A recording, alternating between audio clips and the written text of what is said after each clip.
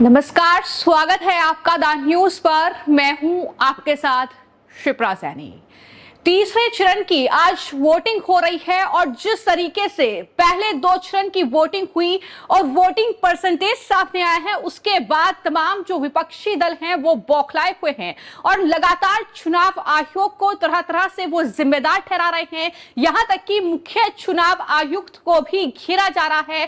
तमाम तरीके से सवाल जो है अब चुनाव आयोग पर उठाए जा रहे हैं। साफ तौर पर ऐसा लग रहा है कि विपक्षी दल को कहीं ना कहीं इस बात का अंदाजा हो गया है कि वो चुनाव कहीं ना कहीं गंवा रहे हैं अपने हाथों से, नतीजे उनके पक्ष में नहीं आ रहे हैं, जिस वजह से ये बौखलाहट अब सोशल मीडिया के जरिए और तमाम बयानों के जरिए कहीं ना कहीं विपक्ष की देखने को मिल रही है। और बड़ी खबर यह है कि जो कांग्रेस पार्टी के राष्ट्रीय अध्यक्ष हैं मल्लिकार्जुन खड़गे, उन्होंने तमाम जो विपक्षी दल हैं उन्हें बाकायदा लेटर लिखा है चुनाव आयोग के खिलाफ इकट्ठा होने के लिए। तो इस तरह के पैथरी जो है वो विपक्ष अपना रहा है और मैं आपको कुछ ऐसे विपक्ष के कांग्रेस पार्टी से लेकर आम आदमी पार्टी और तमाम जो उनके समर्थक है सोशल मीडिया पर किस तरीके का वो कैंपेन चुनाव आयोग के खिलाफ चला रहे हैं, किस तरीके से सरकार को घेरने के बजाय अब चुनाव आयोग पर ही उंगलियां उठाई जा रही हैं, ये कुछ कहीं ना कहीं सबूत कह सकते हैं इन्हें, जो ये सामने है कि किस तरीके से तमाम जो अखबारों में फ्रंट पेज है जहां पर हम अक्सर अलग अलग राजनीतिक दलों के ऐड देखते हैं, विज्ञापन वहां पर छपे होते हैं, फिर चाहे वो कांग्रेस पार्टी हो, फिर चाहे वो बीजेपी हो या अन्य कोई भी राजनीतिक दल हो। लेकिन अब कांग्रेस पार्टी से लेकर आम आदमी पार्टी, टीएमसी और यहां तक कि आरजेडी जैसी जो पार्टियां हैं उन्होंने दरअसल एक पैथरा अपनाया है। पैथरा ये कि अब उन तमाम विज्ञापन को इस तरीके से अपने सोशल मीडिया प्लेटफॉर्म पर वो शेयर कर रहे हैं। आप देख सकते हैं स्क्रीन पर कि ये जो विज्ञापन है जाहिर तौर पर ये बीजेपी का एक विज्ञापन है जो कि अमर उजाला के फ्रंट पेज पर छपा था। और सिर्फ ऐसा बीजेपी का ही ये विज्ञापन नहीं है, तमाम अन्य अखबारों को अगर आप खंगालेंगे तो उसमें आप कांग्रेस पार्टी का भी कुछ इस तरह का विज्ञापन जो है देख पाएंगे, जहां पर दरअसल कांग्रेस पार्टी भी वोट की अपील कर रही है। लेकिन अब इसको लेकर चुनाव आयोग जो है वो एक्शन ले, ये मांग कांग्रेस पार्टी कर रही है, ये मांग तमाम राजनीतिक दल कर रहे हैं जो कि बीजेपी के खिलाफ इस चुनावी मैदान में हैं। जाहिर तौर पर तमाम जो ओपिनियन पोल हैं, तमाम जो कहीं ना कहीं सर्वे सामने आ रहे हैं, जो ग्राउंड रियलिटी सामने आ रही है, उससे कहीं ना कहीं विपक्ष जो है घबराया हुआ है, बौखलाया हुआ है। यही वजह है कि इस तरीके के हथकंडे जो है वो विपक्ष अपना रहा है। और सिर्फ यही नहीं, सिर्फ राजनीतिक दल नहीं, बल्कि जो उनके नुमाइंदे हैं, यानी जो मीडिया के जरिए उन्हें कहीं ना कहीं उनका पक्ष रखते हैं, फिर चाहे वो रवीश कुमार हो, फिर चाहे वो अभिषेक शर्मा हो, उनकी तरफ से भी बाकायदा पोस्ट किया गया है। उन्होंने अपनी पोस्ट में चुनाव आयोग को कटघरे में खड़ा किया है। ये रवीश कुमार का आप पोस्ट देख रहे हैं, एक्स पर उन्होंने ये पोस्ट किया है जिसमें रवीश कुमार लिखते हैं कि माननीय चुनाव आयोग, अगर आप हैं तो क्या आपने कर्नाटका बीजेपी का नफरती वीडियो देख लिया है? कोई कार्रवाई करेंगे? अगर आप नहीं हैं तो नहीं होने के लिए आपका शुक्रिया, आपके होते ये वीडियो कैसे चल रहा है। तो इस तरीके से चुनाव आयोग को घेरा जा रहा है।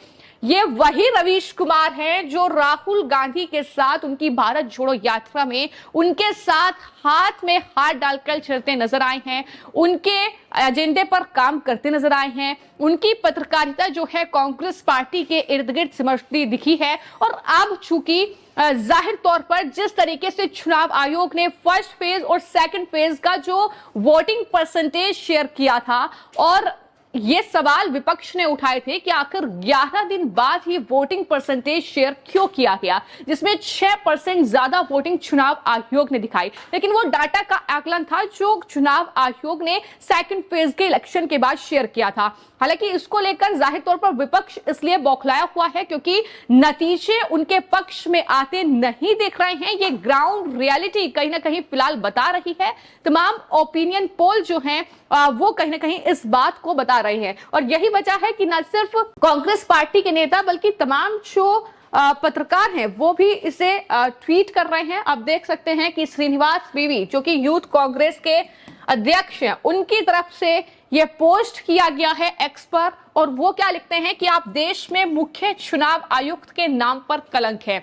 यानी जो मुख्य चुनाव आयुक्त हैं राजीव कुमार, उनको किस तरीके से ट्रोल किया जा रहा है, उनको कलंक बरताया जा रहा है देश पर, और आचार संहिता के दौरान बिना चुनाव आयोग की परमिशन के ऐसा विज्ञापन छपना असंभव है। ये श्रीनिवास जो कि यूथ कांग्रेस के अध्यक्ष है वो लिख रहे हैं, और इस तरीके से ये विज्ञापन जो है आप देख सकते हैं कि शेयर किया गया है, जो कि मराठी में है, और जाहिर तौर पर ये बीजेपी का एक विज्ञापन है। लेकिन जैसा कि मैंने आपको बताया कि सिर्फ बीजेपी नहीं बल्कि तमाम अन्य राजनीतिक दलों के भी जो विज्ञापन है वो आप तमाम जो कहीं ना कहीं मीडिया चैनल हैं या तमाम जो न्यूज़पेपर हैं उन पर आप देख पाएंगे। लेकिन चूंकि ये बीजेपी का विज्ञापन है इसलिए चुनाव आयोग को कटघरे में लिया गया है, और मुख्य चुनाव आयुक्त को यहाँ श्रीनिवास वीवी जो है देश पर कलंक बता रहे हैं। तो इस तरीके की कहीं ना कहीं बौखलाहट जो है वो साफ तौर पर उनके पोस्ट में देखने को मिल रही है। ये है अभिषार शर्मा, न्यूज क्लिक का नाम आपने सुना होगा, और किस तरीके से न्यूज क्लिक पर देश विरोधी गतिविधियों के चलते बड़ी कार्रवाई हुई थी, छापेमारी हुई थी, अभिषार शर्मा से पूछताछ की गई थी, उनके जो न्यूज क्लिक के हेड थे वो जेल में बंद हैं। तो इस तरह की कार्रवाई के बाद एक बार फिर अभिषार शर्मा की ये बौखलाहट, जिसमें वो ये कह रहे हैं कि शर्म नहीं आएगी चुनाव आयोग को। तो आप देख सकते हैं कि ये जो है अभिषार शर्मा की ओर से पोस्ट किया गया है, जिसमें वो इलेक्शन कमीशन को कटघरे में खड़ा कर रहे हैं, और ये साफ तौर पर लिख रहे हैं कि आप जेल से गैंगस्टर्स को छोड़ रहे हैं कैंपेन के लिए एनडीए और बीजेपी कैंडिडेट के। लेकिन भूलना नहीं चाहिए कि जब बसपा का एक जो नेता है दरअसल वो जेल में बंद था, उसे दरअसल पैरोल दी गई, तो उस पर इन्होंने सवाल नहीं उठाए। लेकिन यहाँ पर अनंत सिंह को अगर जेल से रिहा किया गया है तो उस पर ये सवाल उठा रहे हैं। तो इस तरीके के कहीं ना कहीं जो पोस्ट है वो लगातार चुनाव आयोग को घेरते हुए विपक्ष की ओर से की गई है। यहाँ पर आम आदमी पार्टी ने किस तरीके का पैंतरा अपनाया है ये भी आप देख सकते हैं कि जहां आम आदमी पार्टी पहले ये कह रही थी कि हमारे कैंपेन सॉन्ग पर चुनाव आयोग ने रोक लगा दी, लेकिन कुछ ही घंटे के बाद वो ये कहती नजर आई कि दरअसल चुनाव आयोग को हमारे कैंपेन सॉन्ग पर किसी तरह की कोई आपत्ति नहीं है। तो इस तरीके का कहीं ना कहीं चीजें भी चुनाव आयोग के खिलाफ चलाई जा रही हैं। तमाम तरह के ट्वीट हम सोशल मीडिया पर देख सकते हैं कि जहां कहीं ना कहीं चुनाव आयोग को ही अब कटघरे में खड़ा किया जा रहा है, और यह कहा जा रहा है कि मोदी सरकार के इशारे पर, प्रधानमंत्री नरेंद्र मोदी के इशारे पर चुनाव आयोग काम कर रहा है, इसलिए ये वोटिंग परसेंटेज 6% बढ़कर आया है। इसलिए चुनाव आयोग जो है मोदी के जो बयान है उन पर एक्शन नहीं ले रहा है, वो हम पर एक्शन ले रहा है। हालांकि इस तरीके के बयानों के जाहिर तौर पर कोई मायने नहीं है, क्योंकि किस तरीके का झूठ जो है इन चुनावों के बीच विपक्ष भी फैला रहा है ये हमने देखा है। फिर चाहे वो अमित शाह का फेक वीडियो हो, जिस तरीके से उसे एडिट किया गया, जिस तरीके से उसे पोस्ट किया गया, फिर चाहे वो प्रधानमंत्री का तमाम जो कहीं ना कहीं वीडियोस के जरिए मजाक उड़ाना हो, जनता के बीच उन्हें इस तरीके से पोर्ट्रे करना हो कि सरकार आपके खिलाफ है, तो ये तमाम चीजें हैं। लेकिन फिलहाल विपक्ष को अगर इन चुनावों में कुछ समझ में आ रहा है तो वो ये कि तमाम जो सर्वे हैं, तमाम जो ग्राउंड रियलिटी है, तमाम जो ओपिनियन पोल है, वो जाहिर तौर पर विपक्ष के, कांग्रेस पार्टी के इस इंडी अलायंस के पक्ष में नहीं है।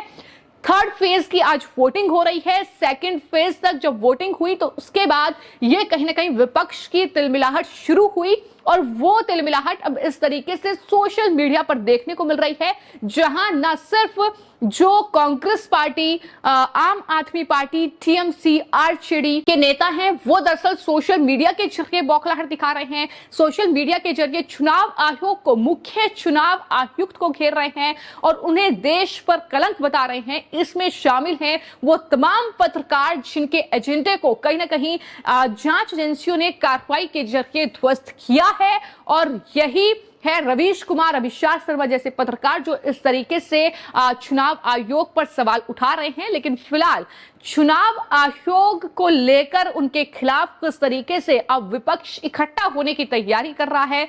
बड़ी खबर जो है वो ये कि मल्लिकार्जुन खड़गे ने तमाम जो राजनीतिक दल हैं उन्हें चिट्ठी लिख दी है कि चुनाव आयोग के खिलाफ जो है वो एकजुट हो जाएं। हालांकि मोदी के खिलाफ जब एकजुट हुए तो किस तरीके से कहीं ना कहीं टुकड़े टुकड़ों में वो बढ़ते चले गए, ये भी हमने देखा। लेकिन अब एक और नई तैयारी है, लेकिन देखना यही होगा कि चुनाव नतीजे क्या होंगे और क्या विपक्ष को पहले ही चुनाव नतीजों का कहीं ना कहीं अंदाजा हो गया है। तो फिलहाल देखना होगा कि 4 जून को नतीजा क्या होता है और क्या चुनाव आयोग के खिलाफ जो कैंपेन विपक्ष चला रहा है उसका कोई फायदा विपक्ष को होगा या फिर नहीं। फिलहाल आपकी इस पूरी खबर को लेकर क्या राय है हमें कमेंट बॉक्स में जरूर लिखें। धन्यवाद।